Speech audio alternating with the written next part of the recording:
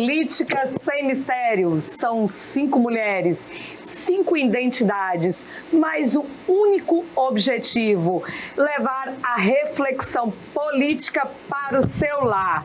Assuntos econômicos, assuntos sociais, culturais e estruturais que possam impactar, alterar a tua vida. Então, venha para o Política Sem Mistério, venha passar esses 50 minutos, quase uma hora aqui, com reflexões importantíssimas que podem, de alguma forma ou de outra, impactar a tua vida. Eu estou aqui já com as nossas apresentadoras, Andréia Peixoto, Jéssica Tupinambá, a nossa Maria Goretti e Viviane Leite. E meninas, hoje nós temos o primeiro convidado. Estamos muito felizes aqui que nós estamos recebendo. Que estreia maravilhosa. Seja muito bem-vindo. Né? Seja bem-vindo. Aqui, Vitor, aqui com a gente. Seja bem-vindo. O nome dele, gente, não vamos dizer assim, que pena, né? Que ele é o primeiro homem, que ele vai ficar apertado aqui com a gente.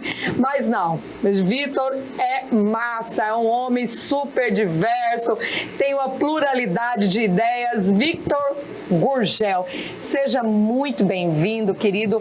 Obrigada por aceitar o nosso convite. Fico muito feliz, eu tenho certeza que as meninas também aqui estão muito felizes por trazer Victor Gurgel aqui para passar esses 50 minutos com a gente, refletindo com temas extremamente importantes para a nossa vida, né? Eu vou falar um pouquinho antes dele se apresentar também, a gente começar aqui uma discussão, uma rodada de discussões com o Victor e com as meninas.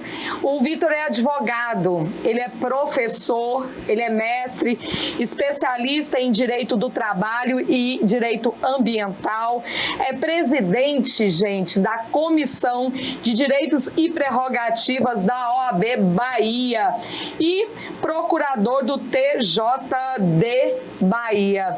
Vitor, seja bem-vindo, querido. Olha, para a gente começar, Vitor, aqui a nossa discussão, me diga qual é o papel de um membro da Comissão de Prerrogativas da OAB Bahia. Bom, primeiro eu quero agradecer o convite e dizer que sorte a minha de ser o primeiro homem a sentar aqui nessa cadeira, nesse programa tão importante, tão plural. Eu conversava com Jéssica nos bastidores, né?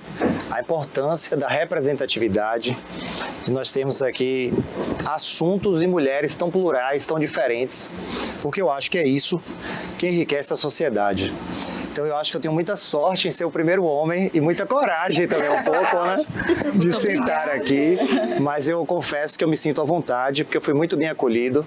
E são temas que eu gosto muito de falar, porque eu acho que a sociedade da gente ela é muito plural. Sim.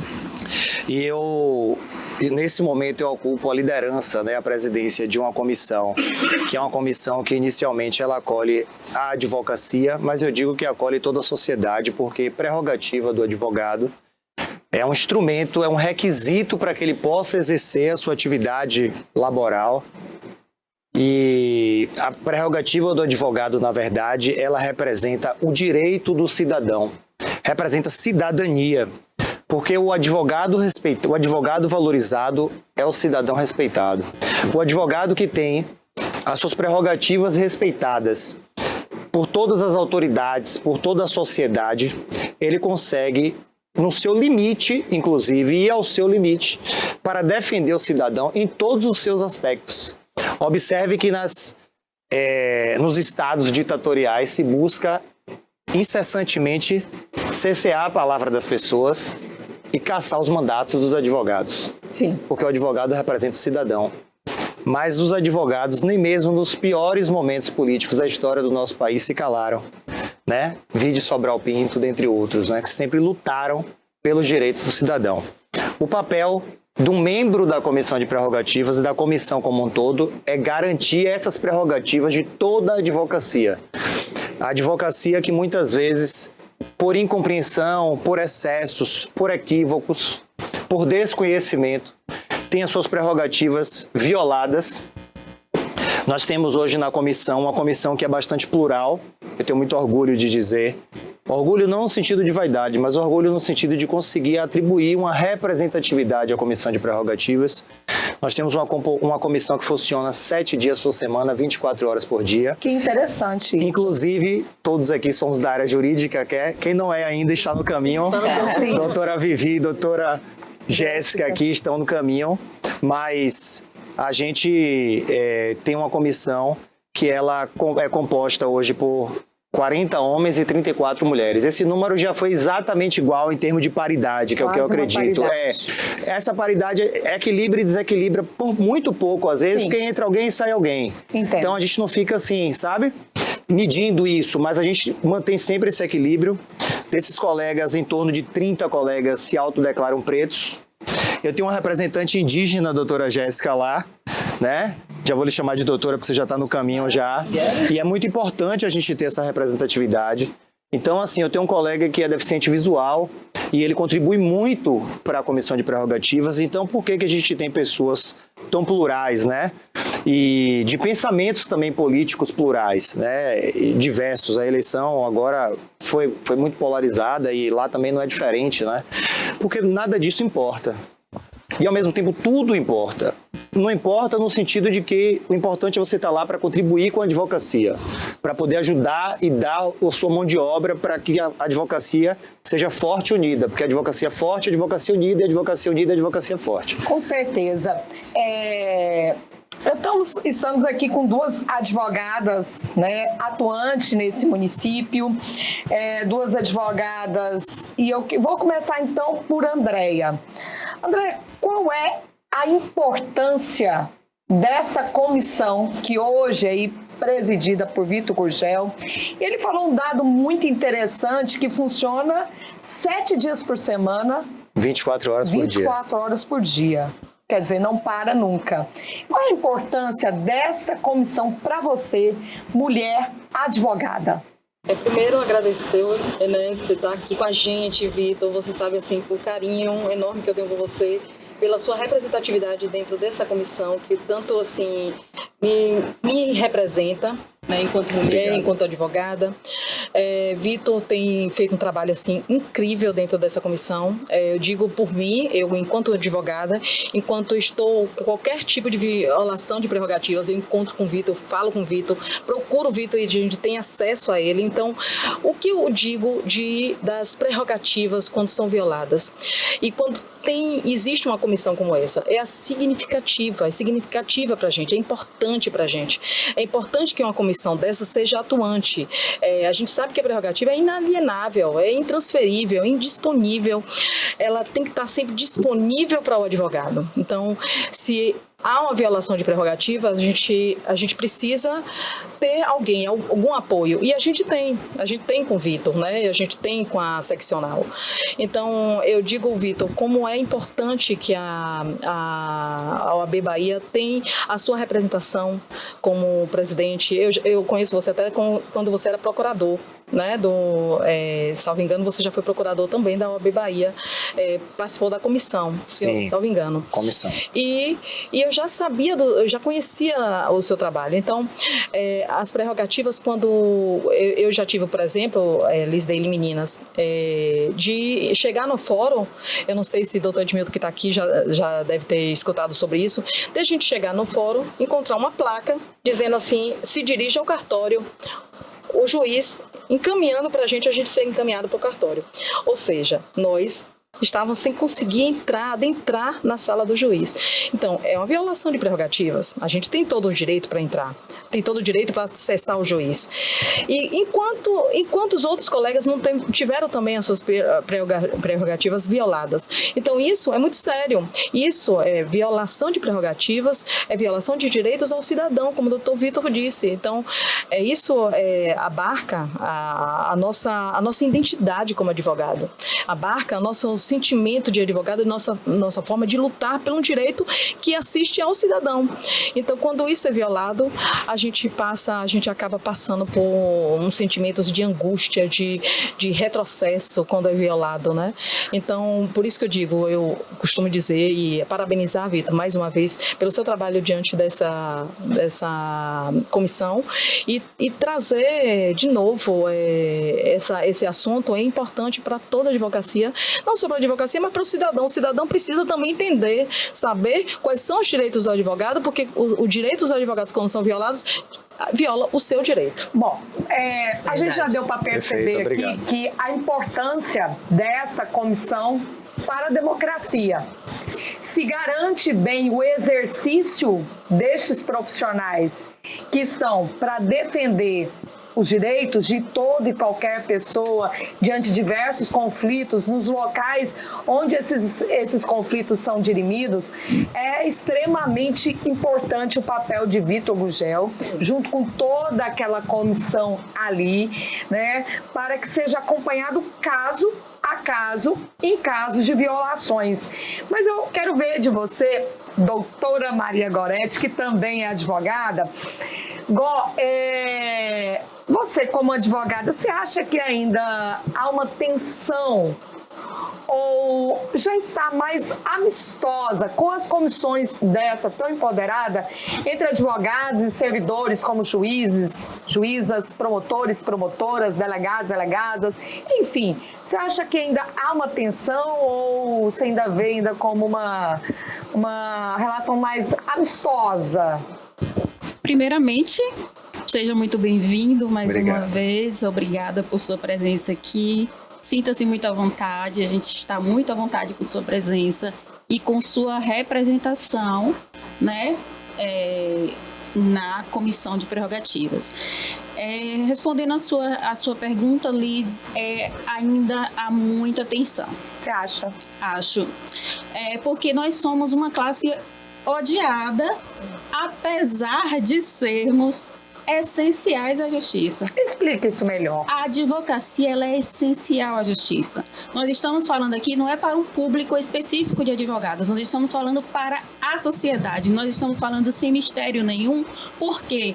Porque quando um advogado ou uma advogada, ele ou ela são impedidos de fazer o seu trabalho, como o doutor André mesmo acabou de falar, é cerceado o direito também do cidadão comum. Porque nós vamos lá representá-lo, defender o direito deles. E eu digo que ainda há essa tensão, inclusive por quê? Porque até hoje nós somos tratadas como se a gente fosse subordinado ao juiz. Sim. E quando, na verdade, nós não temos subordinação. Nós estamos na mesma esfera. Nessa semana, inclusive, eu passei por uma situação que eu quis dizer para o servidor da justiça que eu preferia pensar que ele não sabia me responder do que entender o que ele me falou. Ele falou que era para eu peticionar nos autos uma autorização ao juiz para eu falar com a servidora que estava trabalhando remotamente. Absurdo. Vocês acreditam nisso? Ele solicitou que você fizesse uma petição para falar com uma servidora que trabalha remotamente.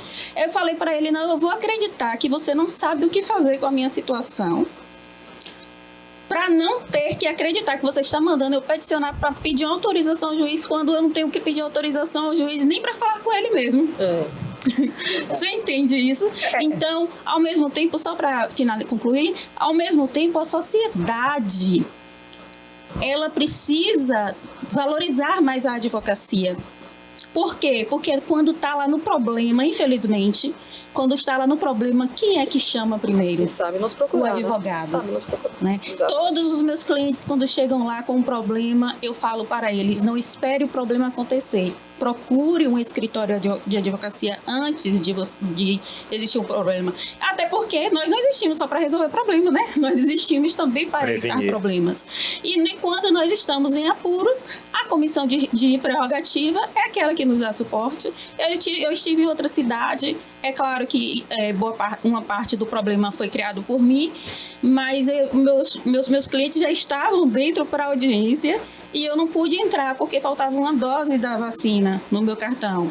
E eu sabia que estava estabelecido em lei e tudo mais, mas eu mesmo assim tentei conversar com a juíza e tudo mais, mas assim, em momento nenhum eu fui descoberta pela comissão de prerrogativas. Todos os colegas a quem eu pedi ajuda para que meus clientes não fossem prejudicados, e não foram, graças a Deus, graças ao diálogo também e o suporte que a comissão de prerrogativas me deu, nem eu saí prejudicada e muito menos meus clientes, que são a parte mais importante na nossa atividade. Ô, Vitor, a famosa frase "pela ordem" ainda é considerada uma ofensa? Nunca foi.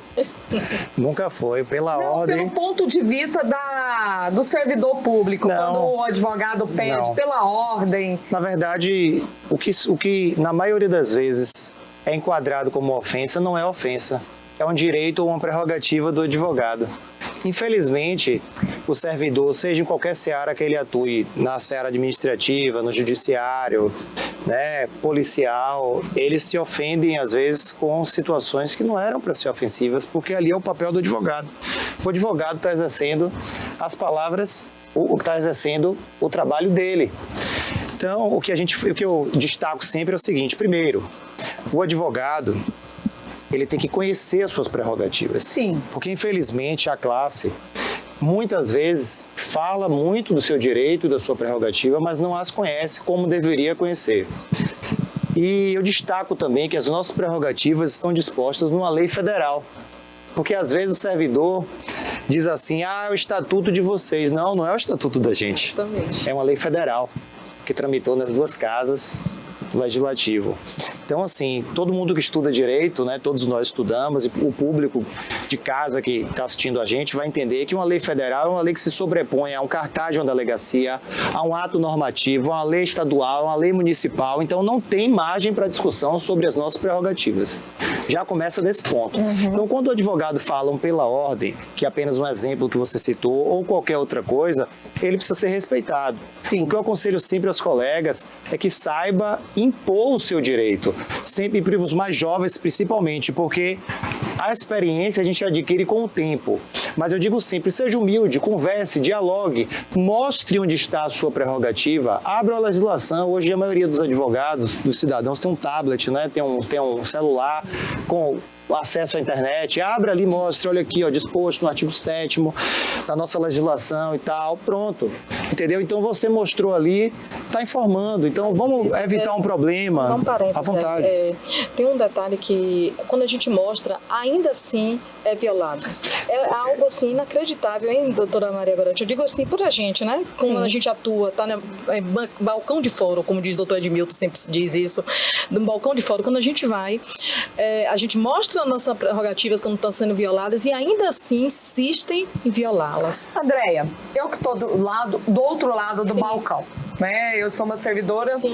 que trabalho na segurança pública e estávamos discutindo isso aqui nos bastidores do programa, a questão da prerrogativa, que é uma ferramenta que empodera, uma necessidade de empoderamento do advogado para que ele consiga fazer a sua defesa. Então, ele tem que ter algumas vantagens para poder chegar até aquele cliente e fazer essa defesa.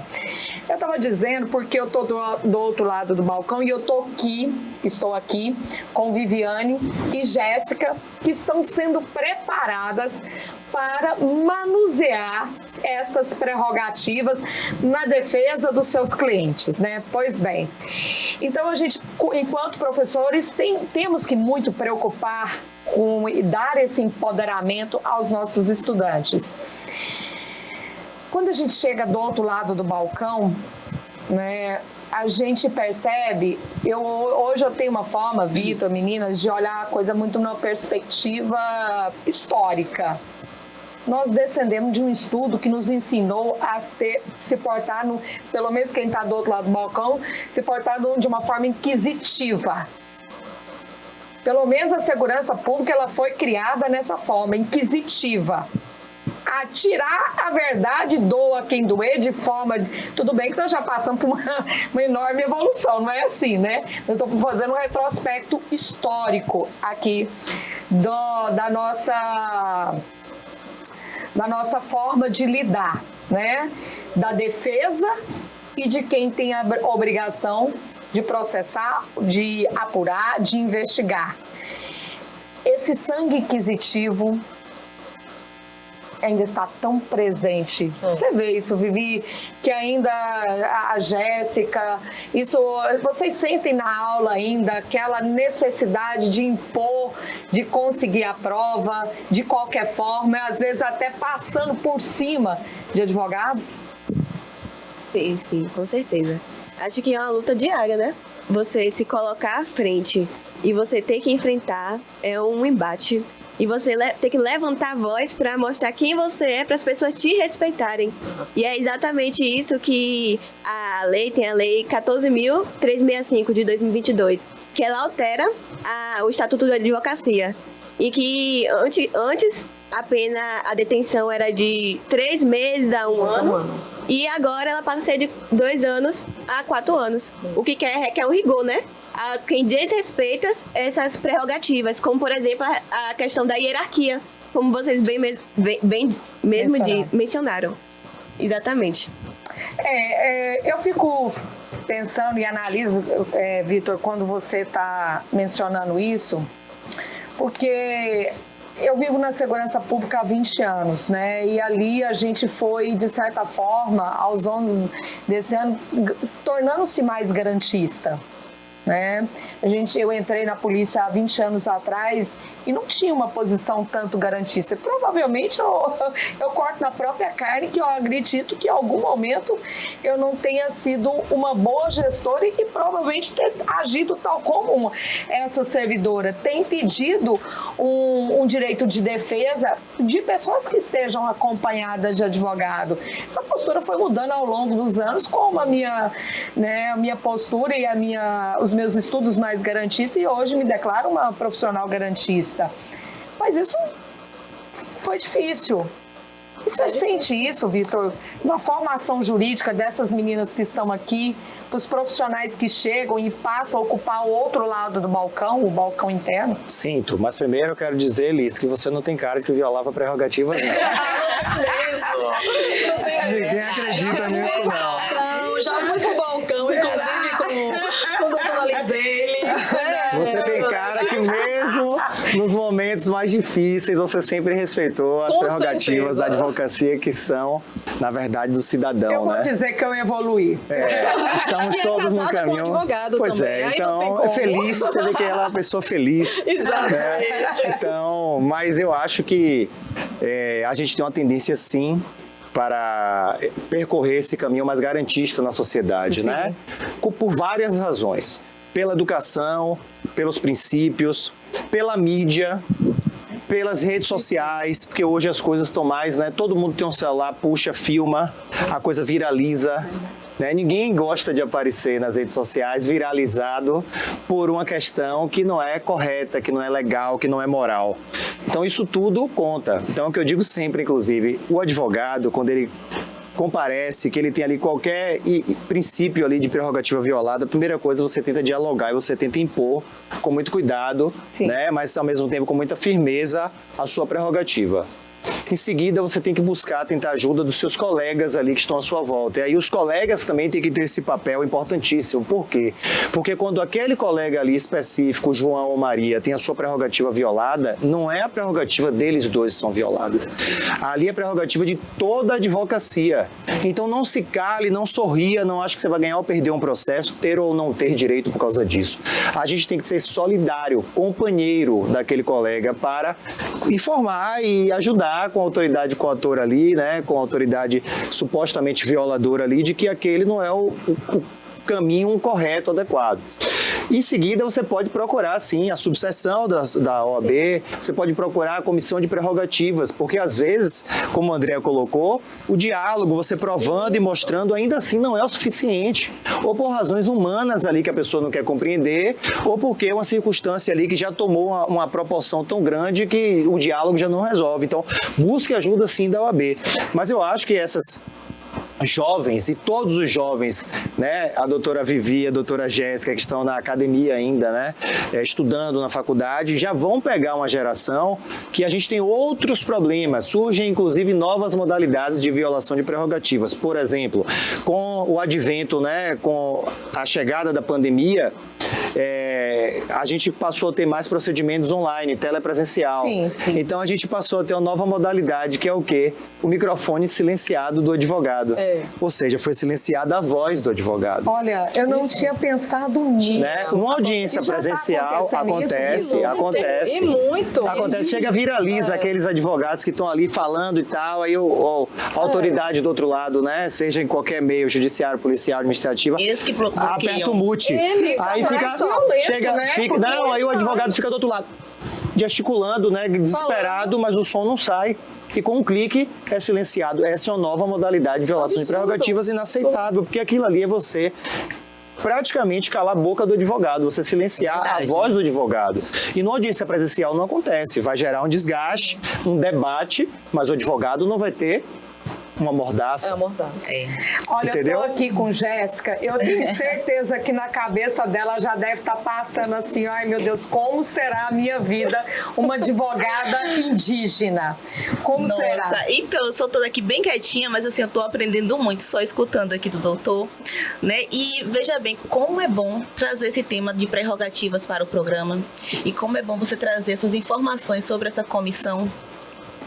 E eu trago também aqui uma reflexão. É o seguinte, olha só a forma como você trouxe, você nos falou que tem uma pluralidade dentro da comissão. Sim. Quanto isso é significativo e importante ter essas representações dentro da comissão?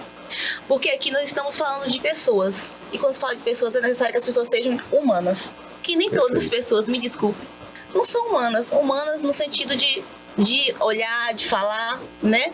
E eu falo nesse sentido na seguinte questão. A exemplo, se tem uma pessoa lá e não reconhecer, não valorizar, não ter um olhar dentro, né, das violações dessas prerrogativas, é igualmente o indígena ir para a roça, voltar para casa com fome e comer o feijão sem farinha. Não adiantou de nada, não encheu a barriga. A barriga continua vazia, ou seja, não sanou, não resolveu. Então é necessário se ter o quê? Pessoas que de fato sejam humanas, que reconheçam, que valorizem, que tenham, que nós, advogados, tenhamos sim um apoio. E além do mais também, gente, eu trago aqui, você já recebeu alguma violação de prerrogativas relacionada à questão indígena, algum advogado indígena? Porque assim, ó, eu ainda não sou advogada, mas serei logo em breve. Eu e a Viviane, tá bem próximo. Mas eu já vivenciei, dentro do contexto aqui que vocês estão abordando aqui no programa, diversas violações de prerrogativas, né? Tanto por nossa parte enquanto indígena, quanto do advogado que está ali nos representando. E pior ainda, existe ainda condições que o advogado até às vezes se recolhe e fala assim, eu não vou atender uma pessoa indígena, porque há diversos enfrentamentos, embates e dificuldades de acesso ao judiciário. Isso é uma violação constante e frequente passada por nós enquanto indígenas. É bem difícil, porque assim, existe todo um contexto, toda uma relação pejorativa, discriminatória contra os povos indígenas. Então, assim, existe a violação tanto da parte, nós enquanto indígenas estamos ali buscando nosso direito, quanto o advogado que quer ali, que está nos acompanhando, nos apoiando. O que Jéssica está dizendo, Vitor, é extremamente importante.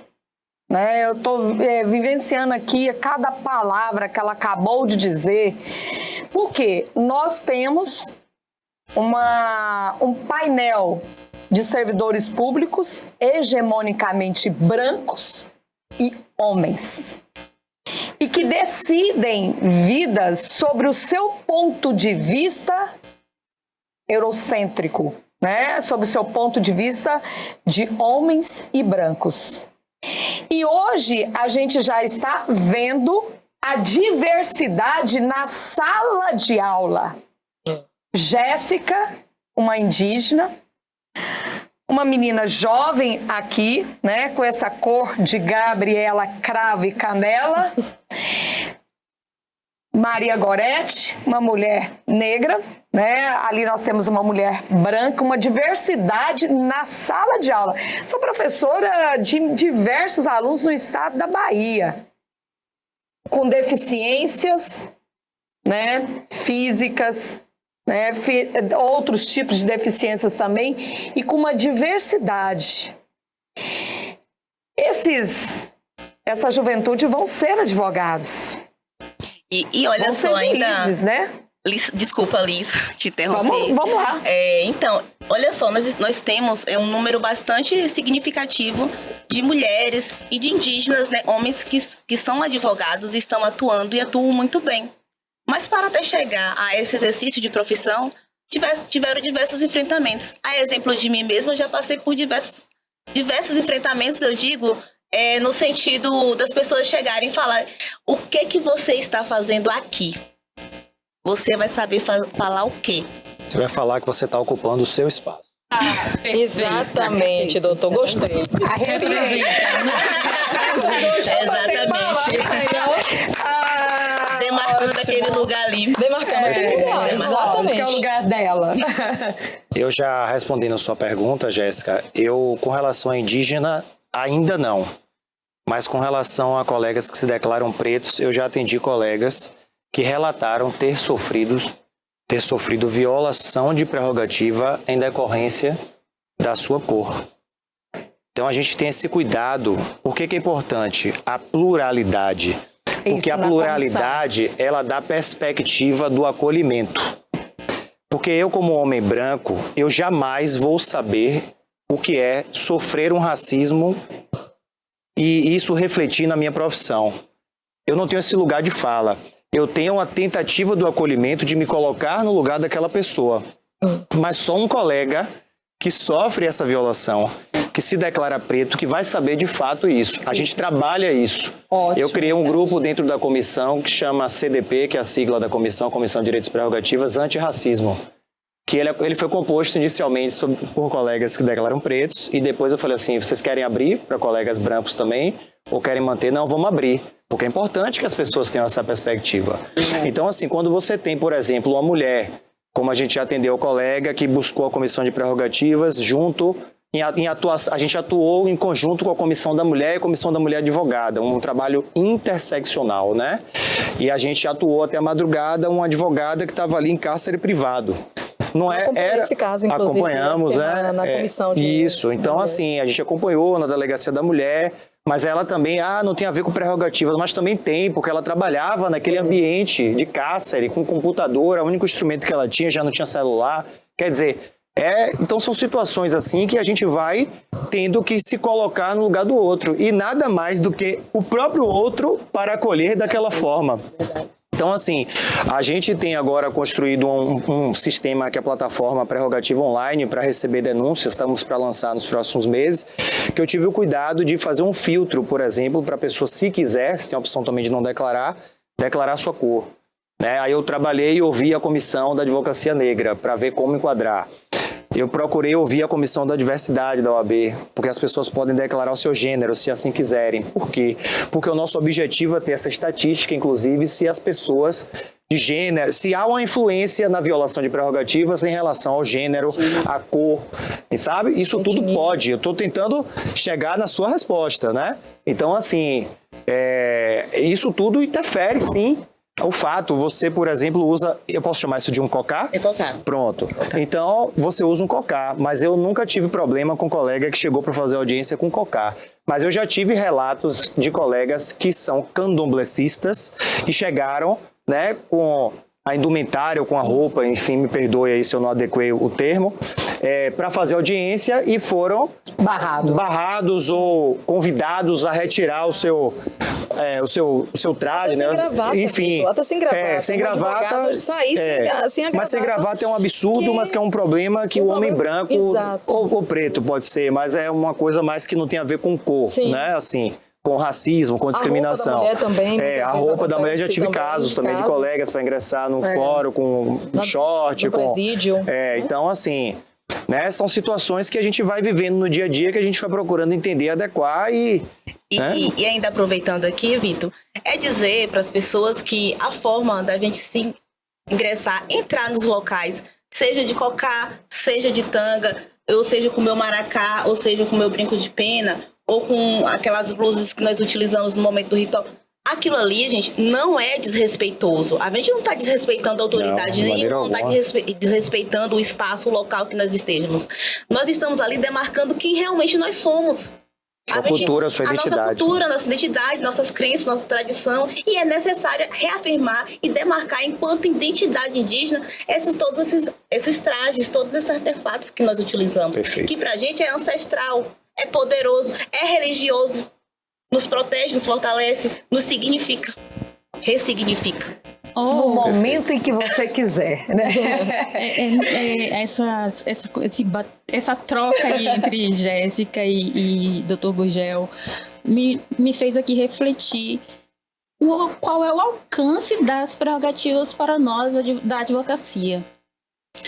Porque em determinado momento o senhor falou da questão da mulher da colega que estava em cárcere.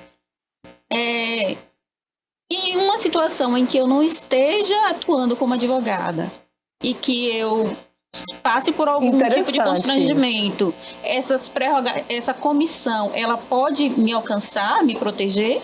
Olha, eu digo, doutora Gorete, que a comissão de prerrogativas, eu tenho muita felicidade em dizer isso, é a porta de entrada da OAB. Então, assim, nós somos a única comissão que funciona 24 horas por dia, 7 dias por semana, nos recessos, feriados, nas eleições, que você falou um pouco antes aqui no programa. Nós funcionamos em regime de plantão para garantir, na verdade, quando as estradas foram bloqueadas pela polícia, nós recebemos essas demandas e demos encaminhamento. Então, até quando não é violação de prerrogativas, nós fazemos um filtro e direcionamos para as respectivas comissões, que temos muitas na OAB. Entendeu? Então, assim, inclusive uma de intolerância religiosa, né? Várias. Então, a gente, quando não é um caso de atuação nossa, que muitas vezes não é, seja porque o colega não tem conhecimento exatamente do que é a sua prerrogativa, aí eu volto para aquele ponto, a necessidade de conhecer, ou porque foi o primeiro número que ele encontrou lá e do plantão procurou ajuda, a gente direciona. Sempre há um acolhimento e um direcionamento, no mínimo. Às vezes não é uma coisa urgente que você tenha que tratar no domingo de madrugada, num sábado de madrugada ou num domingo de manhã, que seja. Pô, a gente orienta, doutor, isso aí na segunda-feira, o senhor procura a comissão tal, telefone tal. A gente direciona, ou quando é o cidadão também. Mas tem algumas coisas realmente que não tem nada a ver com prerrogativas que a gente atende e já aconteceu explica. Até comigo, até uma situação que aconteceu de uma violação.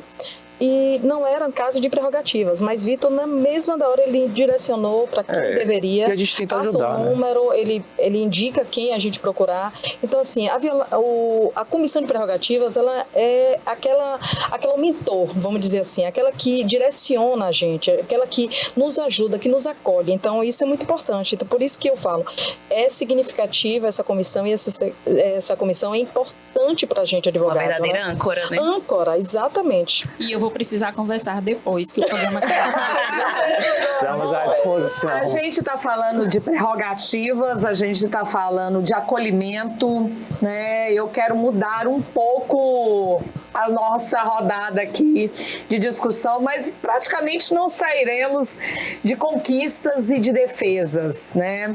Vamos falar de direitos sociais. De certa forma, acabamos aqui também falando de direitos sociais, de uma forma de uma interseccionalidade, de vários assuntos que às vezes cruzam em um único corpo.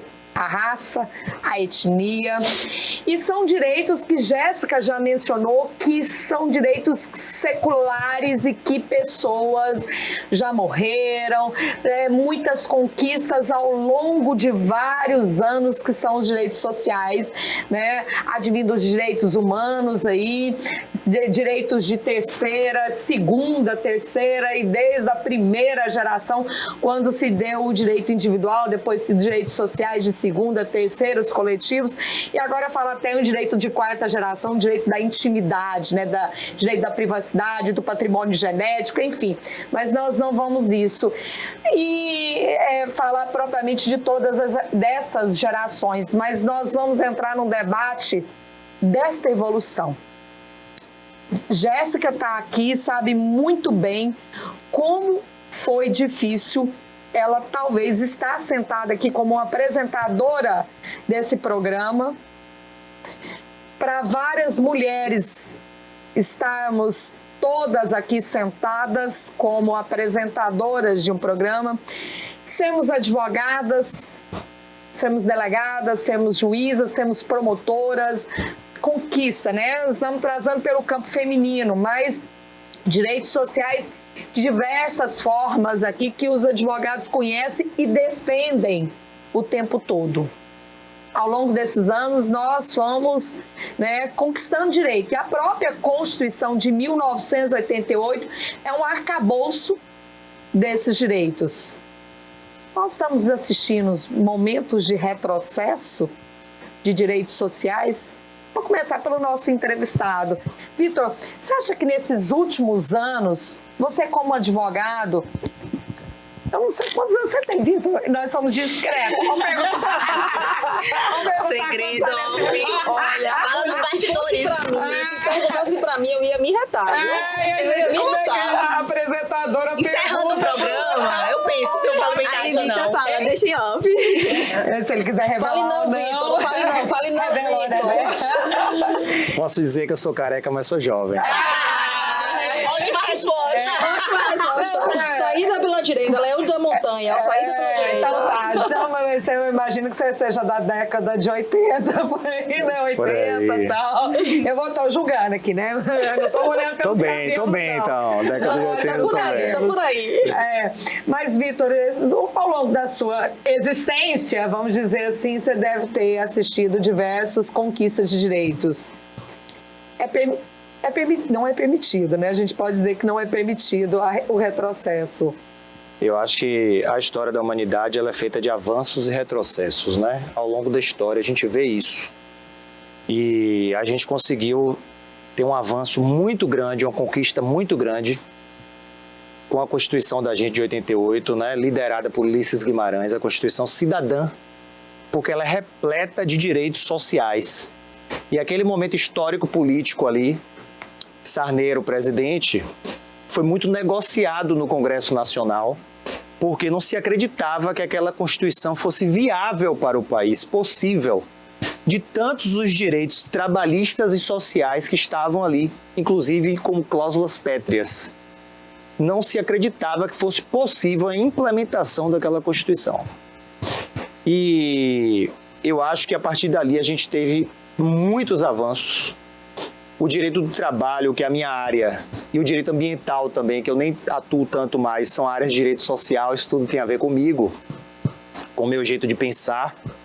E a gente avançou muito, eu acho, né? E se adequando também, recepcionando normas e convenções internacionais da OIT, Organização Internacional do Trabalho. A gente teve um avanço no direito do trabalho. E isso depois de muito retrocesso, que foi o período ditatorial. Indiscutível isso, né? Sim. Assim, isso não cabe discussão mais no país. Apesar de que, num histórico político recente, tentou-se resgatar esse momento. E aí a gente teve isso mais ou menos ali, e eu falo isso sem posicionamento político necessariamente. Isso são fatos. Até o governo Temer, em 2016, quando a gente tem um corte ali, através do debate, que na verdade não houve debate, houve a imposição da reforma trabalhista que passou a viger em 11 de novembro de 2017. E não há como você falar de direitos sociais sem falar de direito do trabalho. Porque o direito do trabalho também é um direito social, a justiça do trabalho também é uma justiça social.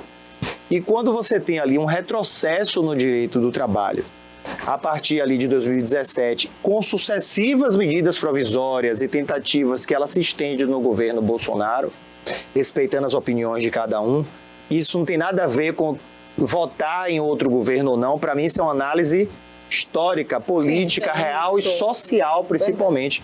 Nós tivemos uma série de retrocessos sociais e não tivemos mais, talvez, por conta de alguns cenários, inclusive o da pandemia, porque se focou na pandemia e parou-se de discutir alguns cortes que vinham ali.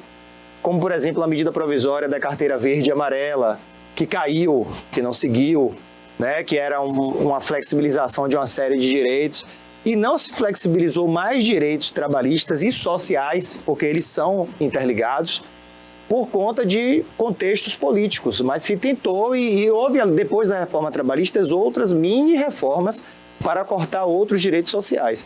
E aí também você tem ali discussão, que você pode enquadrar como direito social, até de rol taxativo da ANS, de medicamento, se você amplia, se você não amplia.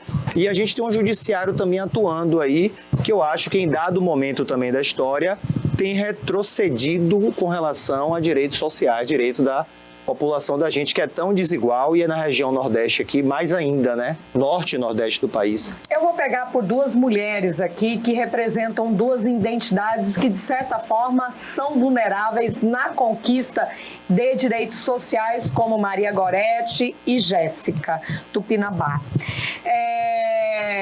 Os nossos, o Vitor falou dos nossos direitos sociais, eles têm uma caixinha, que a gente chama de cláusulas pétreas, né? Os direitos sociais, eles nascem, né? Vamos dizer, o olho de qualquer direito social é um direito fundamental. Sim. Né?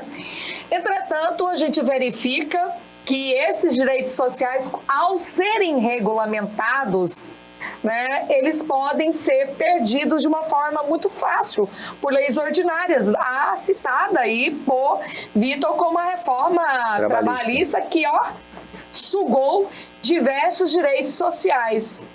Então, começa com você, Jéssica. Você falando aí, a minha língua chega estava coçando aqui já. Eu estou percebendo. Você acha que para os povos indígenas, esses direitos sociais... Como é bom você trazer, né, Liz, esse tema, falar sobre isso. Por quê? São 523 anos, claro, de evolução, de mudanças positivas, mas, entretanto, de algumas negativas e de retrocesso. O pior para nós, enquanto povos indígenas, não falo só eu enquanto Jéssica Tupinambá, mas os povos indígenas do Brasil, foi a questão, não sei se vocês conseguem recordar, a do marco temporal, gente, da Constituinte de Puta que desculpa. Ainda bem que o programa é informal. Foi muito foda, foi horrível, foi péssimo, foi um dos piores momentos da galáxia de todos os tempos para nós povos indígenas. Foi um marco temporal.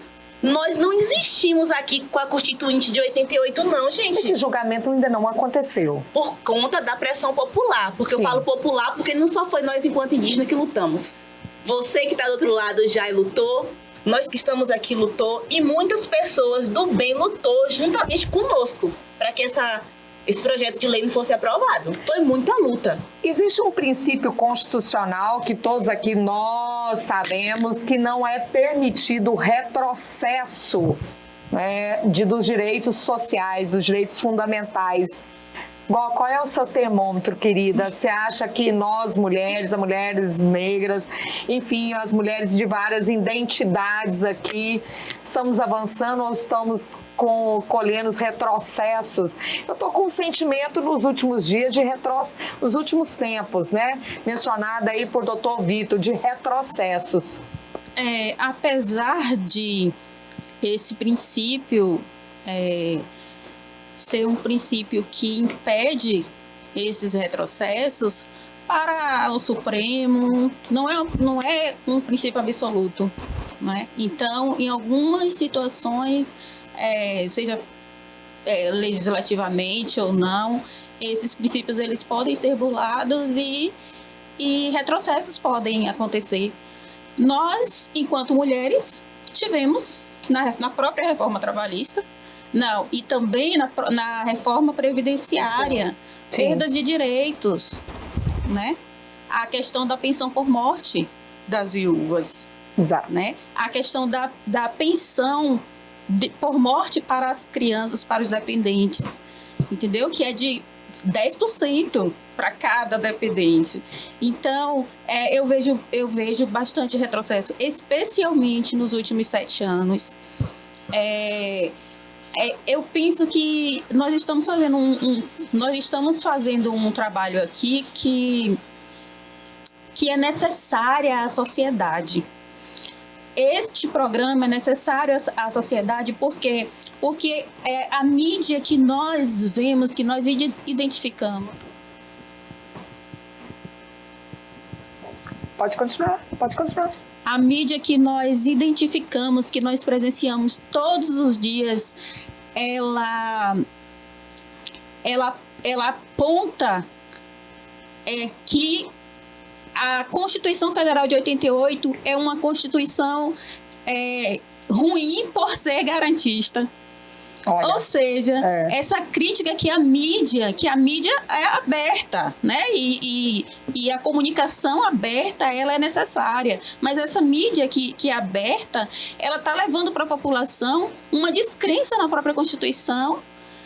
E isso reflete no nosso trabalho enquanto advogados. Por quê? Porque nós ouvimos diariamente a polícia prende, mas vai lá o advogado e te solta. Então, a falta de conhecimento, a falta de entendimento de que nós não podemos retroceder com relação aos direitos fundamentais é uma demanda que precisa ser combatida e combalida todos os dias por nós. O que Igor está falando, eu peço a reflexão de todos que estão assistindo esse programa, porque aquela disse é extremamente importante também. O Política Sem Mistério, ele tem esse objetivo porque a palavra política, ela foi muito endemonizada, ela tem uma conotação extremamente negativa no nosso país. Aqui não se trata de um programa político partidário, de figuras políticas. Nós discutimos aqui e tudo que foi discutido nesse programa é política, porque nasce de uma legislação, nasce de conquistas. Então esse programa, ele busca justamente o que Gó, a nossa querida Gó, disse exatamente: participe das discussões, acompanhe projeto de leis, vá a audiências públicas, participe de associações, de movimentos sociais, né? São os movimentos sociais que trazem a conquista de direito e a manutenção e o impedimento de retrocessos. E quando a gente fala, Liz, de igualdade, quando a gente entra na questão da interseccionalidade, que a gente fala da igualdade racial, por exemplo, é combatida de uma forma que a gente ouve ainda, por incrível que pareça, a frase racismo reverso. Mas e o branco também não sofre racismo? Mas e você que é branco, já foi impedido de entrar em algum lugar por ser branco? Mas esse discurso não vamos hoje ampliar, porque nós vamos ter um programa exatamente sobre discurso de racismo reverso. Eu acho que a gente trata aqui de políticas públicas, de políticas sociais. Exatamente, é isso mesmo. E quando a gente trata de políticas públicas e políticas sociais, quem está em casa, o cidadão que está acompanhando o programa da gente aqui, ó, o programa da gente, ó. Tô em casa, mas vamos lá. Minha apresentadora aqui entre a gente. Mas vamos lá. Olha, que coragem Nós de estamos Vitor, acabando, vamos entrar para as Mas o caba tem que ter coragem, né? Já o produtor já colocou aqui 5 minutos, já está na hora da gente encerrar. Então vou logo passar a palavra para Vitor Gugel, já muito agradecendo. Foi formidável para ele fazer as considerações finais dele. Eu queria agradecer, né? E a gente, só para finalizar essa questão da política, antes do agradecimento, a gente teve ainda muito mais retrocessos, como Jéssica colocou aqui, né? A gente, no final, agora, a gente está vendo aqui o genocídio do povo Yanomami, né, Jéssica? Quer dizer, uma série de situações de retrocessos, mas eu quero trazer também... da população negra. Mas eu acho ambiente, né? Eu acho que mesmo pós-pandemia, pós-retrocesso no programa de vacinação do Brasil, que era uma referência mundial, Exato. Pós esses massacres todos, a gente tem agora um período de esperança. Quando a gente vê um ministro como o Silvio Humberto, como a gente vê um ministro como Margarete Menezes, né? Como a gente vê um ministro como Flávio Dino, Marina Silva, né? Marina Silva. Então, assim, Aniele Franco. Então, eu acho que a gente tem que lutar, porque isso não pode intimidar a gente. O retrocesso tem que servir de mola propulsora, de impulso, para que a gente consiga, com esperança, caminhar juntos. E esses juntos, tanto na sociedade, como para fechar minha participação também como prerrogativas, como na advocacia. A advocacia, eu digo sempre, ela precisa caminhar juntos e precisa caminhar forte, unido. Exato. Porque assim a gente consegue ter uma unidade. E a advocacia unida, ela é imbatível. Nós podemos ser bons individualmente, mas juntos somos muito melhores. Sim. Então eu agradeço a minha participação aqui. Eu estou à disposição sempre que quiser para voltar aqui. E a gente precisa sempre se colocar à disposição, porque a Comissão de Prerrogativas, ela é a porta de entrada da OAB, como eu falei, para atender todas as demandas, claro, especializada em prerrogativas, mas no mínimo para direcionar e acolher todos os colegas e o cidadão, porque a OAB, ela representa não só a advocacia, mas toda a sociedade. Muito obrigado pela oportunidade de estar aqui. Agradeço. Muito obrigada, Vitor. A gente fica muito feliz. Estamos aqui encerrando esse Política Sem Mistério com uma reflexão importantíssima para a nossa sociedade. Eu te espero. As meninas aqui também vai estar esperando no próximo programa. Então, fiquem com Deus e até o próximo programa. Um abraço. Política Sem Mistério. Tchau. Muito obrigada, Vitor. Tchau, tchau.